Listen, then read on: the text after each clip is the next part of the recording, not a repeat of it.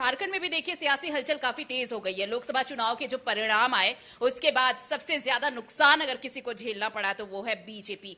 देखिए 5 सीटें गंवा दी है एनडीए ने और ये जो 5 सीटें हैं वो ये तय करेंगी कि विधानसभा चुनाव में क्या पार्टी अपनी रणनीति दोहराएगी। इन सारी चीजों को लेकर आज समीक्षा बैठक हुई। देखिए प्रदेश अध्यक्ष समेत कई जो नेता हैं, बड़े नेता, वो इस बैठक में शामिल हुए। रणनीति तैयार की गई। साथ ही साथ देखिए खूंटी से अर्जुन मुंडा की जितनी करारी हार हुई है, जो करारी शिकस्त उन्हें मिली, उस पर उन्होंने कहा कि ये जो हार है वो मैं स्वीकार करता हूं, ये जनादेश है और मैं जनादेश का सम्मान करता हूं। इन सब के बीच एक रणनीति भी तैयार की जा रही है, क्योंकि आप सबको पता है कि विधानसभा चुनाव झारखंड में होने वाले हैं, कुछ महीनों का ही वक्त बचा है। तो इसके लिए बीजेपी कैसे तैयार होगी, ये सारी चीजें, इन पर चर्चा हुई। हम उन पर भी चर्चा करेंगे अपने सहयोगी के साथ, लेकिन पहले सुनाते हैं आपको कि समीक्षा बैठक में क्या कुछ बातें हुई और अर्जुन मुंडा ने अपनी हार को लेकर क्या कुछ कहा है। पहले सुनते हैं। लोकसभा सीट के नाते भी 9 सीटें जीते हैं और विधानसभा के नाते भी अगर हम कहें तो 50 सीटों पर हमने लीड की है। तो इसलिए झारखंड की तमाम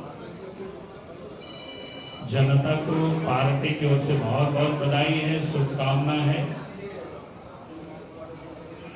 और हमारे एनडीए गठबंधन के तमाम कार्यकर्ता को भी, जिन लोगों ने परिश्रम किया, मेहनत किया, उन सबको भी बहुत बहुत बधाई है। लोग कुछ नहीं हुई, जनता ने जो समर्थन दिया उसके लिए हम आभारी है। चुनाव हारना जीतना लगे रहता है और खूंटी के जनता ने ही जिताया था। खूंटी के जनता ने जो जनादेश दिया वो जनादेश सर्वोपरि है।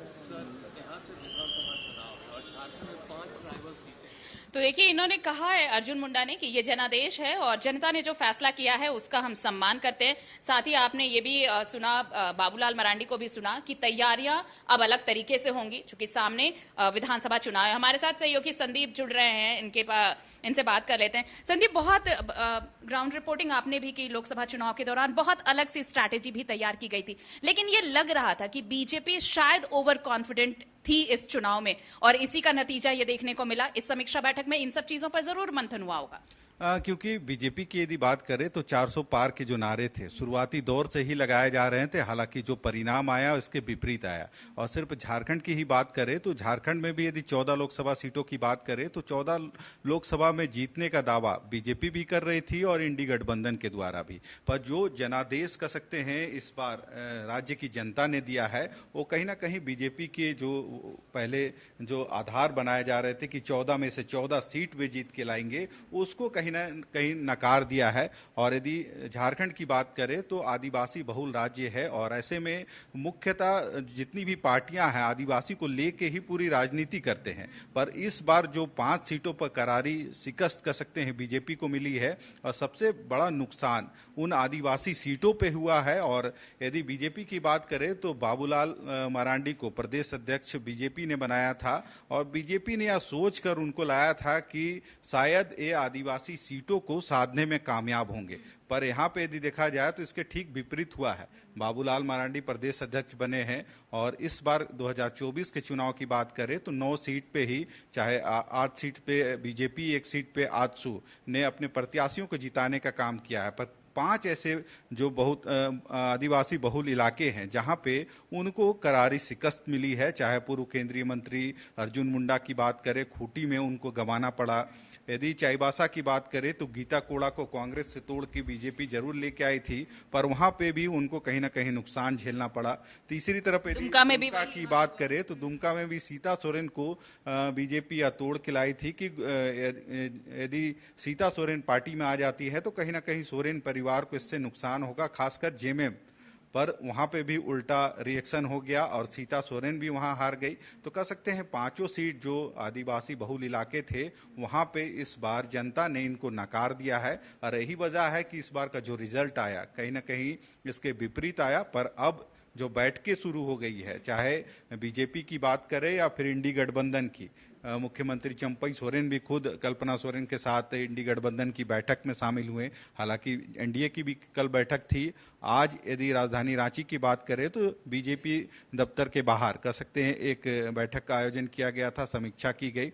पर अब कहीं ना कहीं सबकी निगाहें आने वाले विधानसभा चुनाव में है और विधानसभा चुनाव में भी ये स्थिति ना हो, इसको लेके अब से ही पार्टियां तैयारी शुरू कर दी है। जैसा कि देखिए, विधानसभा चुनाव के लिए बहुत कम वक्त बचा है और विधानसभा चुनाव से पहले पार्टी ये तो जरूर सुनिश्चित करना चाहेगी कि जो सीटें जो आदिवासी बहुल सीट है वहां पर कैसी अलग तैयारी की जाए, साथ ही जो सीटें अभी उसके कब्जे में है, पार्टी के कब्जे में, वो बरकरार रखी जाए। यानी लीड कैसे ली जाए ताकि विधानसभा चुनाव में, क्योंकि देखिए पिछला टर्म जो था उसमें महागठबंधन ने जीत हासिल की, अब ये इंडी गठबंधन है, महागठबंधन की सरकार बनी। लेकिन ये जो फैक्टर काम आप देखिए, ये हमेशा से कहा जाता रहा है कि हेमंत सोरेन को गिरफ्तार करना वो एक सेंटिमेंटल इशू बना और शायद आदिवासी सीटों पर, जो आदिवासी बहुल इलाके जो थे वहां पर हार एक वजह हो सकती है। संदीप, देखिए ये बातें बार बार सामने आ रही है कि जो आदिवासी बहुल सीटों पर हार का सामना करना पड़ा है बीजेपी को, ये वजह तो नहीं रही कि हेमंत सोरेन को गिरफ्तार किया गया। जो फायदा बीजेपी को मिलना चाहिए था वो फायदा इंडी गठबंधन या खासकर जेएमएम को मिला, इसका फायदा कहीं ना कहीं यदि इस पूरे प्रकरण को देखा जाए तो चुनाव से ठीक पहले हेमंत सोरेन की गिरफ्तारी होती है और कहीं ना कहीं इसका खामियाजा इस बार बीजेपी को उठाना पड़ा है। और जो सेंटिमेंटल वोट थे या फिर जो आदिवासी समुदाय का जो लगाव शुरू से गुरुजी फैमिली यानी सोरेन परिवार पे रहा है और कहीं ना कहीं एक बड़े आंदोलनकारी के रूप में शिबू सोरेन आते हैं और उनका जो आंदोलन रहा है पूरा राज्य इनको जानता है, पूरा देश भी इनके आंदोलन को जानता है। पर यही वजह है कि इस बार जो सेंटिमेंट था आदिवासियों का वो गुरुजी परिवार यानी हेमंत सोरेन के साथ था और इसका खामियाजा इस बार बीजेपी को भुगतना पड़ा।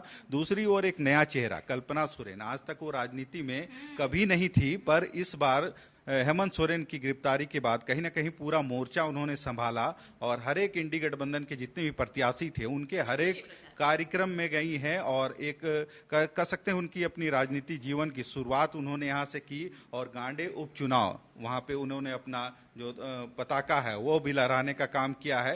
अब वे विधायक भी बन गई हैं, पर इस बार देखा गया कि कहीं ना कहीं जो नुकसान पहुंचाने के लिए पूरी कार्रवाई हुई हो, जो आरोप लगाए जा रहे थे इंडी गठबंधन या जेएमएम की तरफ से, तो उसका फायदा कहीं ना कहीं इस बार इंडी गठबंधन को हुआ है। यही वजह है कि 5 सीटों पर इंडी गठबंधन। संदीप, इसे भी इस तरह भी समझा जा सकता है कि जिस तरह कल्पना सोरेन आई, मोर्चा संभाला, अपनी सीट तो उन्होंने जीती ही जीती, लेकिन बाकी जो सीटें जेएमएम के हिस्से में आई हैं वो भी एक बोनस कह सकते हैं आप। अब विरोध के स्वर बाबूलाल के लिए हैं बीजेपी में, कह सकते हैं, क्योंकि बाबूलाल मरांडी को जिस सोच से लाया गया था बीजेपी में, प्रदेश अध्यक्ष उनको बनाया गया था ताकि जो आदिवासी चेहरे हैं फिर आदिवासी जो इलाके क्षेत्र हैं वहाँ पे उनका जो है कह सकते हैं जो आदिवासी समुदाय के लोग हैं उनको अपनी ओर आकर्षित कर सके।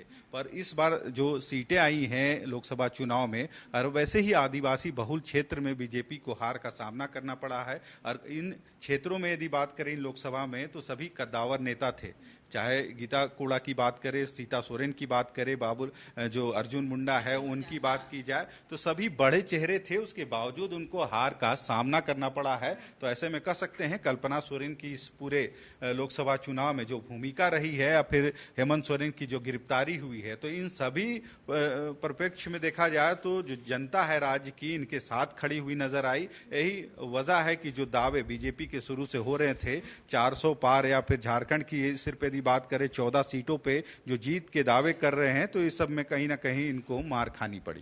शुक्रिया आपका हमारे साथ जुड़ने के लिए। यानी कुल मिलाकर ये कि ये जो रिजल्ट आया लोकसभा चुनाव का खासकर बीजेपी के लिए वो बहुत निराशाजनक रहा, लेकिन यहीं से एक रोड मैप तैयार होगा दोनों दलों के लिए, एनडीए के लिए और इंडी गठबंधन के लिए विधानसभा चुनाव के लिए भी, क्योंकि बहुत कम वक्त बचा है। ऐसे में आज जो समीक्षा बैठक हुई उसमें उन तमाम मुद्दों पर मंथन हुआ होगा कि क्यों आखिर आदिवासी बहुल सीटों पर बीजेपी हार गई और जीत कैसे मिलेगी विधानसभा चुनाव में, इसकी भी तैयारी शुरू कर दी गई होगी।